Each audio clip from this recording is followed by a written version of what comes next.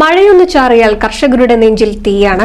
മഴവെള്ളത്തിനൊപ്പം ഒഴുകിയെത്തുന്ന ചണ്ടികൾ തോട്ടിൽ നിറയുന്നതോടെ തോട് കവിഞ്ഞൊഴുകി വെള്ളം എത്തുന്നത് പാടത്തേക്ക്.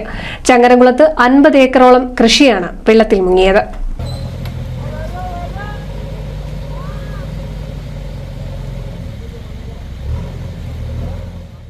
കിഴിക്കര എറവറാംകുന്ന് പാടശേഖരത്തിലെ നടീൽ പൂർത്തിയായി 10 ദിവസം കഴിഞ്ഞ കൃഷിയാണ് ഏതാനും ദിവസം മുന്നേ മഴയിൽ മുങ്ങിയത്. പട്ടിശ്ശേരി പമ്പ് ഹൌസിന് സമീപത്ത് തോട് നിറഞ്ഞൊഴുകിയതാണ് കൃഷി മുങ്ങാൻ കാരണമായത്.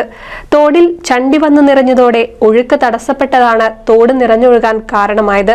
ഇറിഗേഷൻ വകുപ്പ് തോട് വൃത്തിയാക്കാതെ വന്നതാണ് തോട്ടിൽ മാലിന്യം നിറഞ്ഞ് വെള്ളം കൃഷിയിടങ്ങളിലേക്ക് ഒഴുകാൻ കാരണമെന്നാണ് കർഷകർ പറയുന്നത്.